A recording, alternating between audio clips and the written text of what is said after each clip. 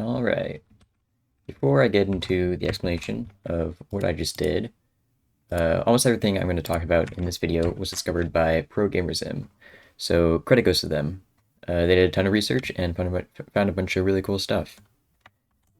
So let's get started. What is a client-side boat? Basically, it's a boat that the client and the server disagree on where it is. So right here, the client thinks the boat is above the ground. It thinks it's floating right here, but the server thinks it's on the ground here. And right here, the client thinks the boat is over here, but the server thinks it's over here. So you can push the boat from all the way over here.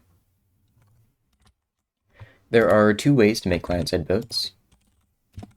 One of them I just showed you with those two methods, which is while a boat is moving, get in the boat and exit it in the same tick, which is how you do this.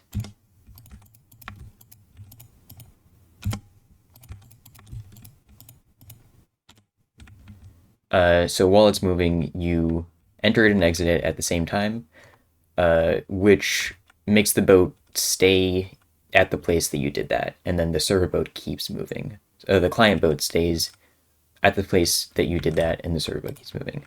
And that's the same thing here. You just sprint punch it, and then you do the same thing. And so the client boat stays where that happened, and the server boat keeps moving and goes farther this way.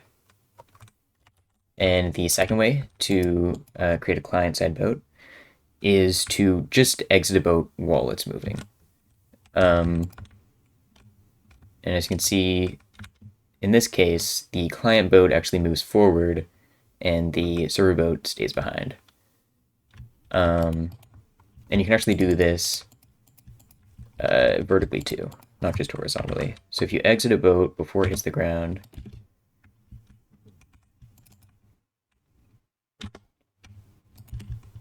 might try a different height. There we go. You can see it goes, the client boat goes into the ground, but it resyncs very quickly. So it goes back up pretty quickly, which means you have to do more stuff to get it to stay in the ground. So how do you resync a client-side boat? One way to do it, let me make client-side boat here. There we go. The server boat is here, client boat is here. One way to do it is to sprint punch a boat. And when you do this, as you can see, it interpolates between the client boat and the server boat, which is different than one of the other ways, which is entering client-side boat.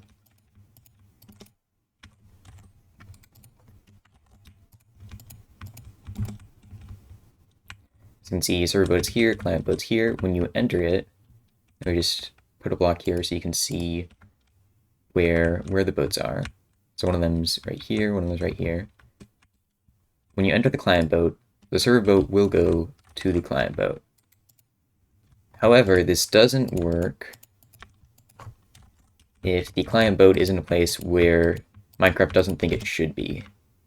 So here, if I put a block here, the client boat is inside a block, and when it's in a block that Minecraft doesn't think it should be able to get in, when you enter the boat, you enter at the server boat and not the client boat.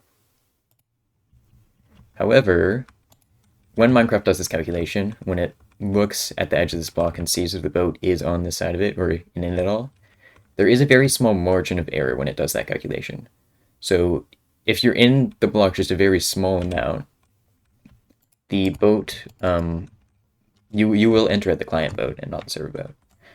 So one method to do this that was found by Progamerzim is you can get a very small desync by going backwards, since the boat's moving more slowly.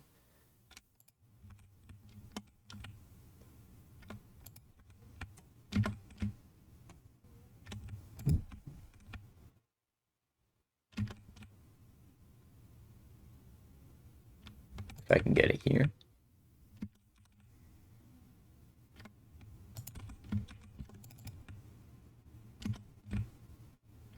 There we go.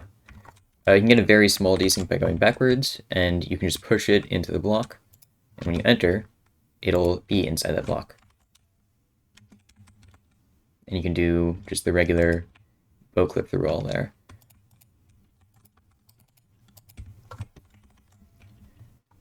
And you can just do the normal forward-facing bow clip through all. And yeah, the bow clip through all glitch is just a client-side bow. We just didn't know all this stuff back then. So now we have all the information that we need to clip through a 2-block thick floor. So first, you need to get it into the ground, and I have a setup here with 3 blocks. I use 20 FPS just because when you click the statistics button, the game advances 1 frame. So if you have 20 FPS, it'll advance 1 frame. Basically, it'll advance 1 tick. So if you can advance it down when the boat is at like this block here at the top of it. You can hold shift and press escape to have a small desync. And it's just nice to have a consistent way to do it. And then once it's down here, once it's in this block, it's going to interpolate back up to the server position. But if you make another client-side boat while it's doing that, you can actually stop it when it's interpolating, which is very useful. And now here, you want it to be the very small amount inside the floor here. And right now it's a lot farther inside the floor.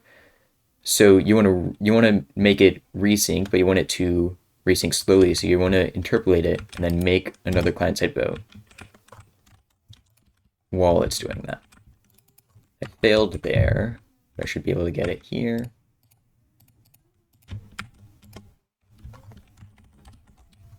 So you sprint punch it, make another client-side boat.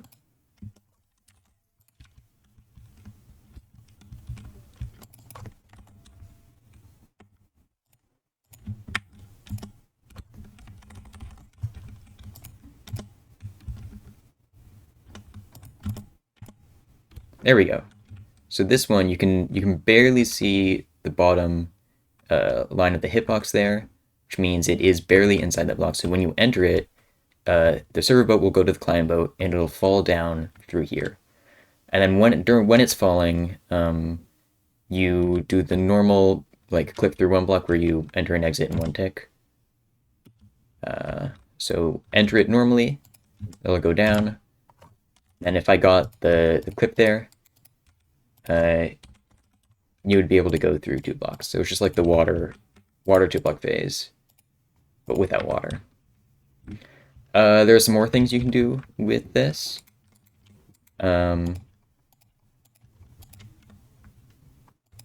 So I found that from 8 blocks and 9 blocks, you can consistently break a boat by falling. Boats can break from any block, but I found a consistent way. Well, if you with clipping it into the ground, a client boat into the ground, it can break a lot of the time. But I found a consistent way using the 20 FPS statistics thing to break it from 8 and 9 blocks. I think here, yeah. Which is very cool.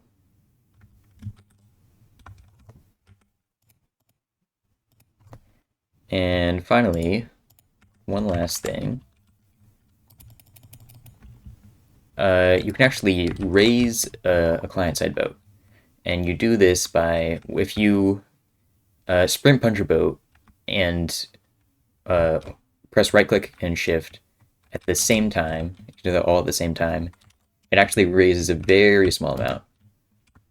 I didn't get it there, but here you can see it's just barely off the ground. But it does resync very quickly. So in order to stop that, you do another desync, another make another client boat there, and you can do it again.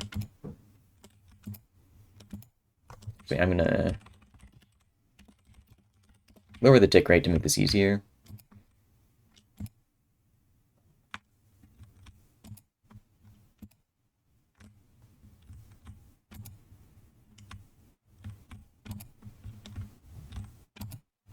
And you can either just do a bunch of these sprint punches in a row, and the last one will resync, or you can do a sprint punch and then another client-side boat, and you won't get the resync. And yeah, that's basically it. That's all we found so far about client-side boats. Oh yeah, doing the raising thing, you don't need a ledge. Theoretically, if you, not theoretically, but if you could get it a high enough boat with the sprint punch raising, you could do the downwards clip using that. So you don't even need a ledge to do a downwards clip. But other than that, that's basically it. That's all we found so far, and thanks for watching. See ya.